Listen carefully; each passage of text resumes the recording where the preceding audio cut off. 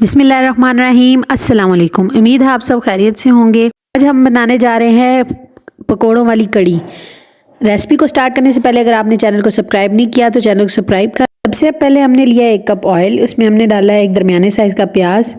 उसको अच्छी तरह से फ्राई किया है, बिल्कुल लाइट ब्राउन सा करना है। इसमें अब हम डालेंगे 1 टेबल स्पून अदरक लहसुन का पेस्ट। हम जो भी खाने बनाते हैं वो सरसों के ऑयल में बनाते हैं, क्योंकि इसका सबसे बड़ा एडवांटेज ये होता है कि इससे स्टमक का इशू नहीं होता। अब इसमें हम लेंगे एक दरमियाने साइज़ का टमाटर, उसको अच्छी तरह से भून लेंगे। अब इसमें मसाले ऐड करेंगे।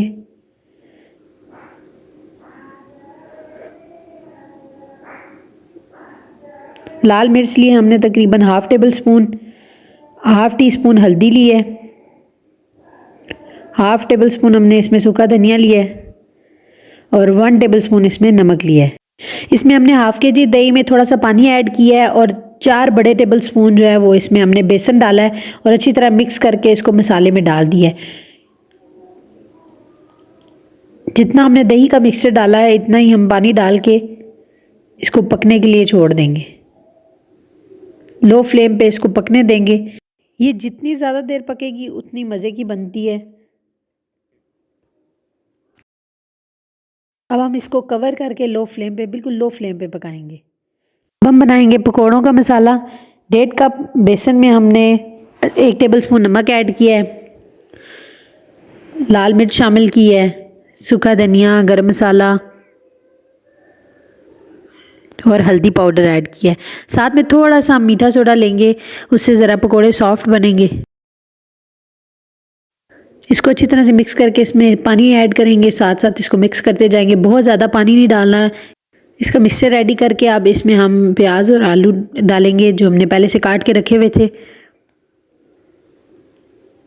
इसको हाथ से अच्छी तरह मिक्स करेंगे, ऑयल गरम करेंगे और उसमें हम इसको डालते जाएंगे।